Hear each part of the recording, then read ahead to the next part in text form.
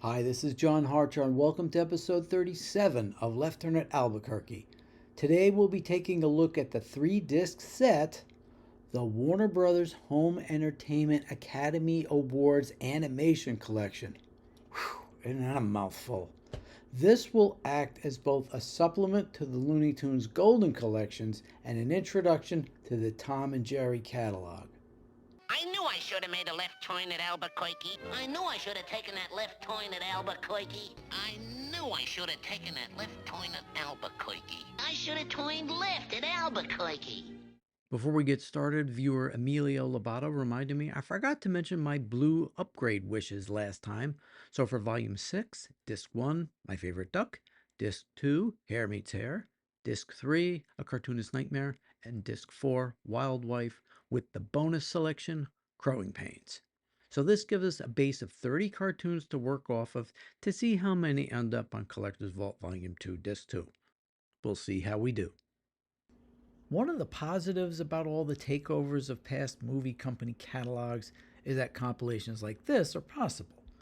This three-disc set collects over 40 Academy Award winning and nominated shorts from Warner Brothers, MGM, and Paramount all in one place.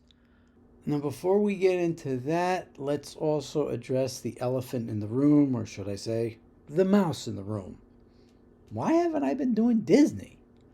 I've actually been a long time collector of their sets, including all the Treasury 2-disc ones that they put out for a whole bunch of years around the holidays, like 20 years ago. I mean, my older niece and nephew practically grew up on them. Yet, they've been way behind Warner's in moving on to both Blu-ray and 4K discs. I mean, they recently made a deal with Sony to handle physical media for them, so I don't know how important it is to them right now, so we'll just have to see. Maybe we'll get around to doing it, but probably not for a while. But this episode will give us a chance to talk about some of them as we take a look at the Academy Award winners and nominees for Best Animated Short. Now, just a quick shorthand. When I mentioned the years, it'll be the years the cartoons came out, not when the award was actually given, though in some cases it was the same year. It's really confusing. You'll see. The first award was given out for the 1932 shorts, and Disney won 10 of the first 11 and the first 8 in a row. They were 1932, Flowers and Trees, 1933, The Three Little Pigs, 1934, The Tortoise and the Hare, 1935, Three Orphan Kittens, 1936, The Country Cousin, 1937, The Old Mill, 1938, Ferdinand the Bull, and 1939, The Ugly Duckling, my niece Brianna's favorite when she was small. Then in 1940, not only did Disney not win, they didn't even have a nomination. I think it may have had to do with the company's focus on Pinocchio and Fantasia. I mean, let's face it, if this had been a separate cartoon, or this, or this, or even this, it probably would have won. Instead, it went to this, the first selection on Disc 1, The Milky Way, released on June 22, 1940, directed by Rudolph Ising and written by Maurice Day. One of those cloyingly cute kitty cartoons that I dread. The three little kittens who lost their mittens are in their room wanting some milk and figure the Milky Way is as good a place as any to get some. And do they ever? Now, TBS may have occasionally shown this, but I probably flipped the channel. It's not as cute as it seems it's going to be. It's actually kind of disturbing at times, but it's aimed right at the kiddies. It's a little stunning that this one, considering what else was nominated, we'll talk about that next disc. Disney came back and won the next two with 1941's Len Paul with Mickey and Pluto and 1942 Der Fuhrer's Face with Donald Duck. By the way, Disney did put out their World War II collection already, they just haven't upgraded it. Then MGM came back and won the next 4 in a row with Tom and Jerry cartoons. Since we'll be talking about all of these next year, I'll just list the names and we'll deal with the particulars in the later episodes. So the first was Yankee Doodle Mouse in 1943, followed by Mouse Trouble in 1944, Quiet Please in 1945, and The Cat Concerto in 1946. You know there's lots to talk about with this one. Warner's got their first win in 1947 with Tweety Pie. Again, we've done all the Warner's winners and more. We'll deal with that next disc. So I'll just name them, like here. MGM came back in 1948 with The Little Orphan, with Warner's winning again in 1949 with For Sentimental Reasons. Now, 1950 provided the first win for UPA with the Dr. Seuss story Gerald McBoing Boing, which is obviously not on this disc. Remember, Robert McKimson wanted to put Hillbilly Hair up for nomination, but producer Ed Seltzer shot him down. Warner's had nothing nominated this year. For Best Animated Short. However, they did win for Best Documentary with So Much for So Little, mainly directed by Chuck Jones with an assist from Friz Freleng. Most of the 50s bounced between the four previously winning companies, with the MGM and Warner's being on the disc. MGM got the next two with The Two Musketeers in 1951 and Johann Mouse in 1952. Disney won in 1953 for Toot, Whistle, Plunk, and Boom. UPA took the prize in 1954 with When Magoo Flew. Warner's won again in 1955 with Speedy Gonzales, with UPA coming back in 1956 with Magoo's Puddle Jumper. I just saw this on MeTV Tunes last month. In fact, UPA had all three nominees that year. Warner's took the next two, 1957's Birds Anonymous and 1958's Nighty Night Bugs. Then in 1959, an independent film won the award, Moonbird by John and Faith Hubley. In 1960, a foreign-made film won the award, but it did have ties to the U.S. Monroe was made in Czechoslovakia by two American expatriates that we'll be talking quite a bit about later next year, Gene Deitch and William L. Snyder. A Yugoslav film, Ersatz, won in 1961, with the Hubleys winning again in 1962 with The Hole. The Critic won in 1963, providing the first taste of Oscar Gold for Melvin Kaminsky. This is cute. This is cute.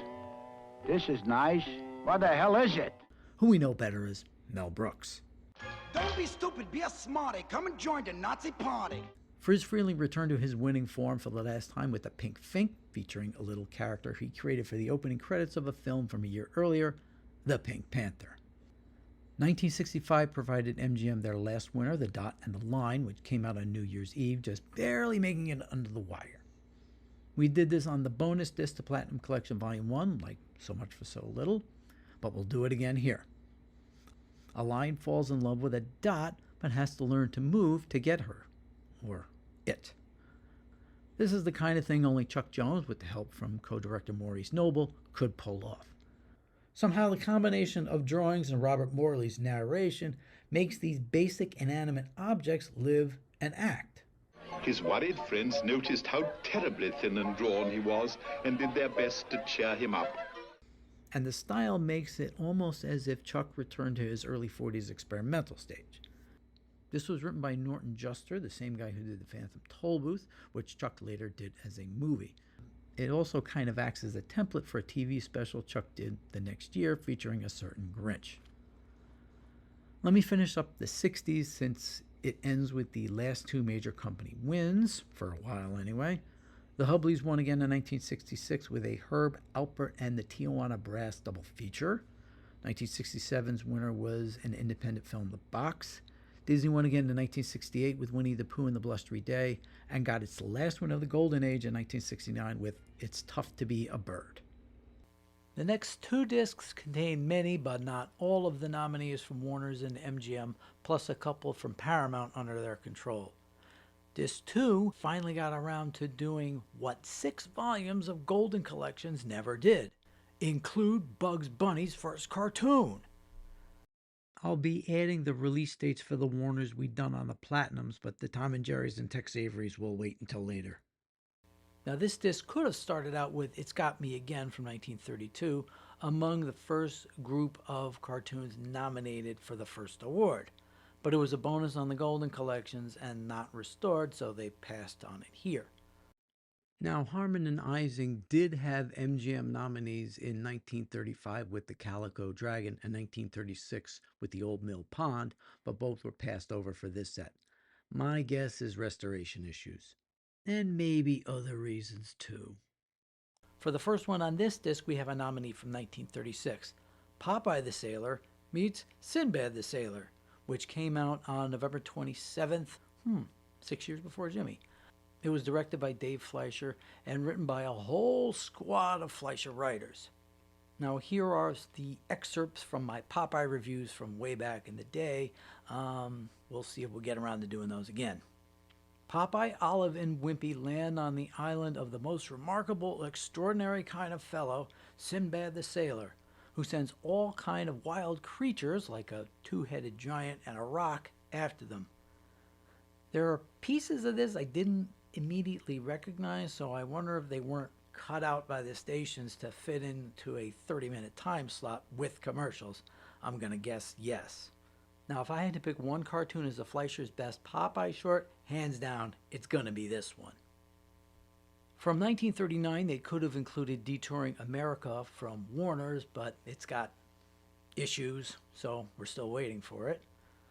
So they went with this one, Peace on Earth, released on December 9th, directed by Hugh Harman and written by Jack Cosgrove and Charles McGrill.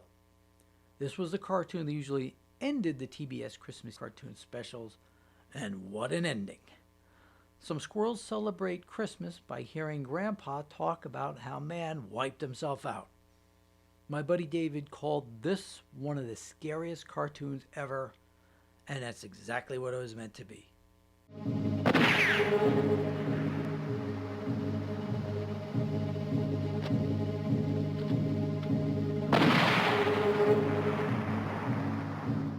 Merry Christmas, everyone! This was one of Mel's last cartoons with the company before his exclusivity deal over at Warner's. What does that mean, Mr. Owl? Mr. Owl says, "Thou shalt not kill." Now, for 1940, we just talked about the winner of the Milky Way. So what other cartoons were nominated that year? MGM had a second nomination for Puss Gets the Boot. Yes, the first Tom and Jerry. As mentioned, I won't do any of them here since we'll be doing them all next year. Just enjoy this little preview. The second nominee was from Warner's, A Wild Hare, released on July 27th, the very first official Bugs Bunny. So a sappy cartoon with kittens won over the first Tom and Jerry and the first Bugs Bunny. Great foresight there, Academy. You didn't even nominate Woody. And they weren't the only ones without the ability to see ahead when it came to the cat and mouse duo. Like I said, we'll discuss soon. 1941 made up for the lack of nominees the previous year with a total of 10. 4 of them are included here. Superman, or the Mad Scientist, was released on September 26th by Paramount. It was directed by Dave Fleischer and written by Seymour Kneedle and Irving Sparber. This is the first of 17 Paramount cartoons of the Man of Steel, and it's among the most influential cartoons ever made. Superman's entire backstory is told in a compact few minutes. Then he gets to save Lois from a mad scientist who can control gravity. This one is still stunning 84 years later. It actually ended up changing the way Superman was depicted in the comics. Now, I'd actually written that line before I listened to Paul Dini's commentary, and he pretty much says the same thing. One other thing that gets established here is the 3-note motif many of the future Superman themes would have. 2 notes and then the third up. This was true here. Then in the 50s. And the 60s. And of course, the 70s. I'm going to pencil in an episode to tackle all 17 of these cartoons for June of 2028 for Action Comics #1's 90th birthday. Hiawatha's Rabbit Hunt came out on June 7th, 1941. We did this back in episode 8, as it was the first one on Platinum Collection Volume 3, Disc 1. It was also Frizz Freeling's first Bugs Bunny of many. Frizz also did Rhapsody in Rivets, which was released on December 6, 1941, the day before. We also did this one on episode 8, since it was on the same disc. It's yet another Many of the Cartoons with Hungarian Rhapsody #2.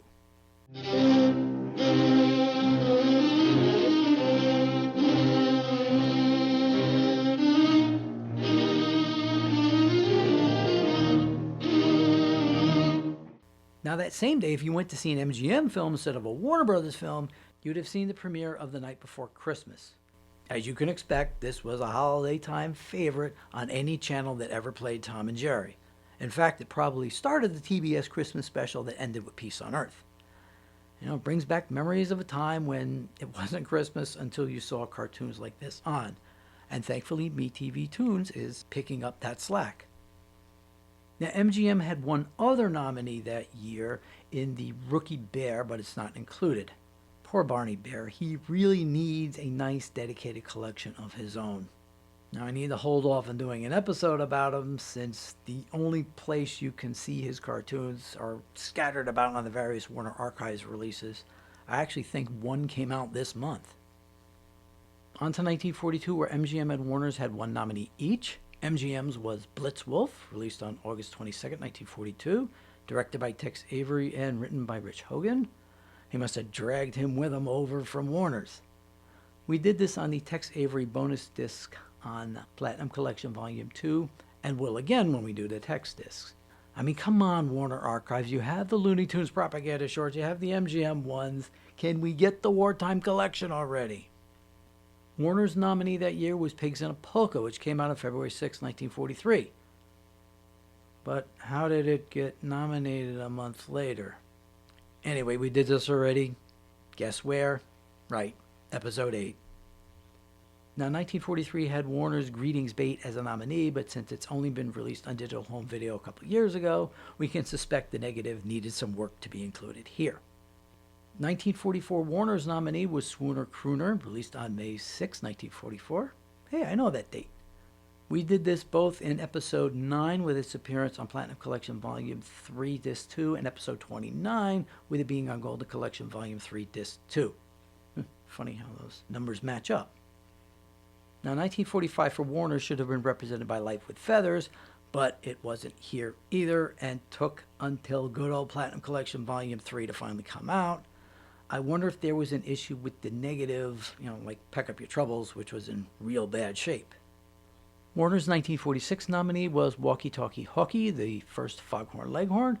We did it with Golden Collection Volume 3, Platinum Collection Volume 3, and mentioned it as appearing in the Bugs Bunny Superstar film.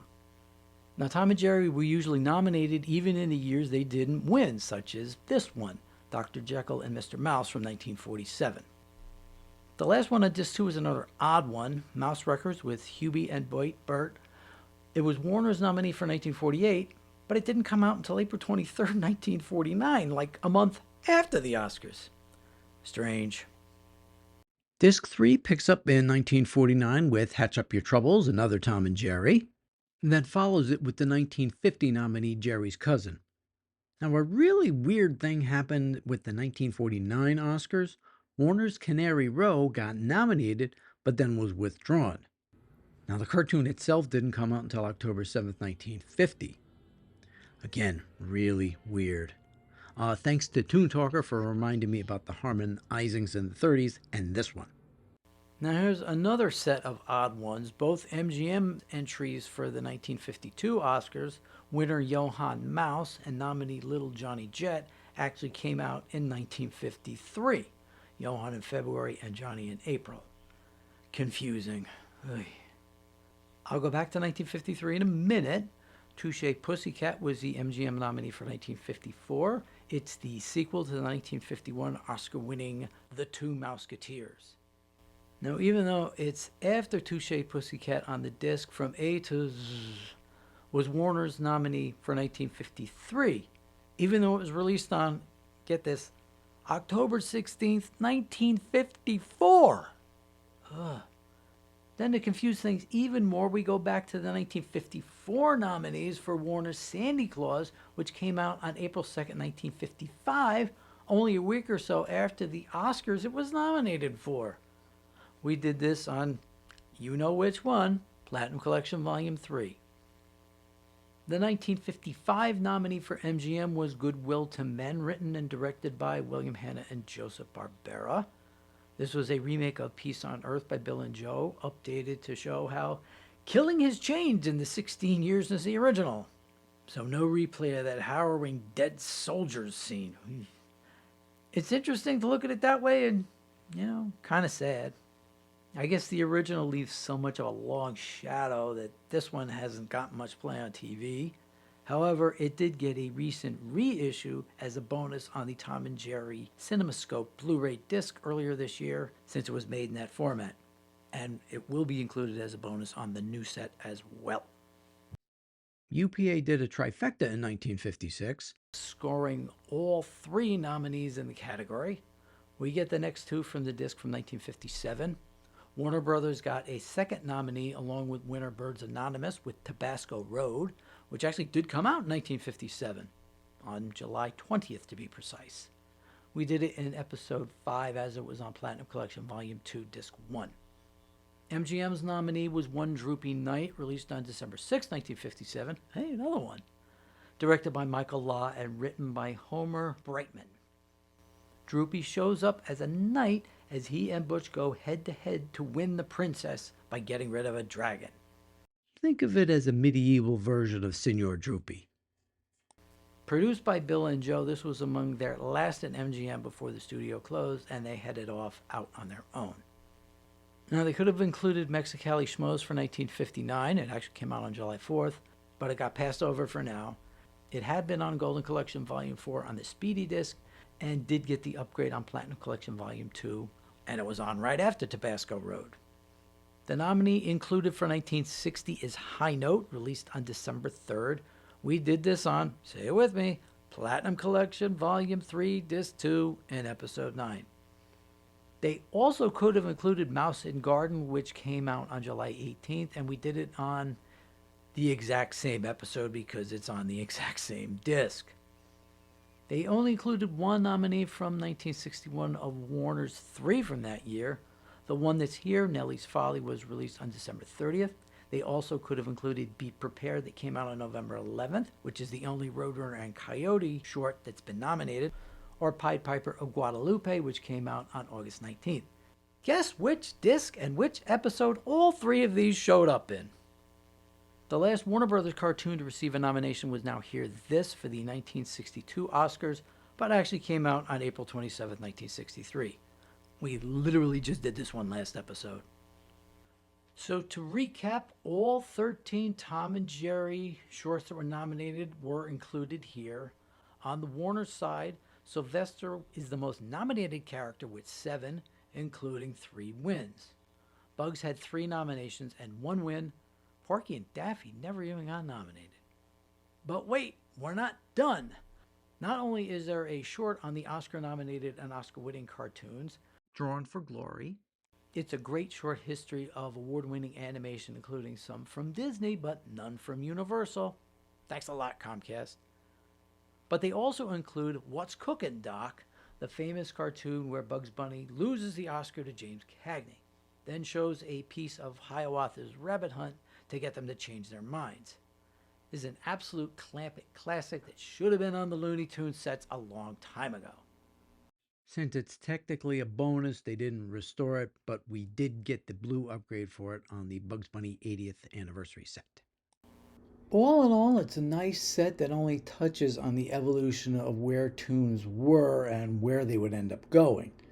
They might have had a little menu like listing all the winners through, let's say, 1965, but that's what the internet is for. Now, since this set came out before Golden Collection Volume 6, I think this is why none of the cartoons new to this set, including A Wild Hare, ended up on that set. But when they did get the upgrade to blue, they ended up taking care of these en masse, as you heard, on Platinum Collection Volume 3. As far as getting what's on this set, it's not in print as a single entity, but you can buy the discs individually.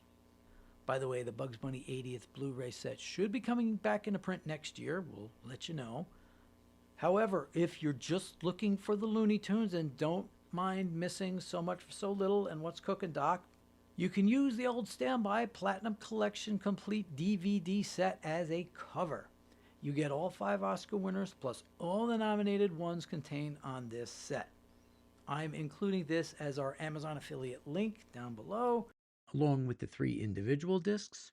So if you go ahead and buy it there, we'll get credit for it. And speaking of the Platinum Collection, since we didn't start doing the release dates until the Bugs Bunny 80th set, we've been trying to cover as many of them as we could along the way. We recapped a bunch at the beginning of episode 28. So the only ones we should have left are the cartoons that hadn't previously appeared on any of the Golden collections. We've done a whole bunch of these here and there along the way, but let me just do everything at once and that'll cover it. From Volume 1, there were 7 new ones. First is Disc 1 Soul debut, Lovelorn Leghorn, September 8th, 1951.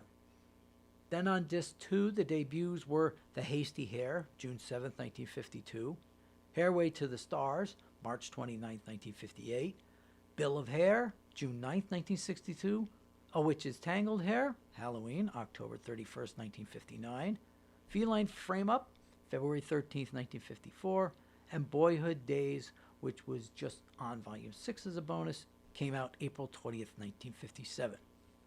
On to Volume 2, there were 10 for this set. This one has What Makes Daffy Duck, came out on Valentine's Day, February 14th, 1948. Birdie and the Beast, I know we did this, August 19th, 1944. Home Tweet Home, January 14th, 1950. And The High and the Flighty on February 18th, 1956. For Disc 2, the debuts were Porky's Hare Hunt, April 30th, 1938. Harem Scarum, August 5th, 1939. Presto Changeo, March 25th, 1939. And I know we did these last 3, but just to be complete, The Lion's Busy, February 18th, 1950. Strife with Father, April 1st, 1950. And A Horsefly Flees, December 13th, 1947. Then Volume 3 only had 4 new ones. Disc 1 had just 1, Honey's Money, which came out September 1st, 1962, while Disc 2 had the other 3. Life with Feathers, which I know we did on the Sylvester Superstars disc, but anyway, March 24th, 1945. Tree for Two, October 18th, 1952. And lastly, Be Prepared, November 11th, 1961. So this takes care of our look at the Looney Tunes collections, but we've got one more episode that'll wrap everything up for the past 2 seasons. Next time, it'll be kind of a holiday best of the Essential Bugs Bunny and Daffy Duck combined into one episode like I originally wanted to do. I'm John Hartar. Thanks for watching, and Merry Christmas.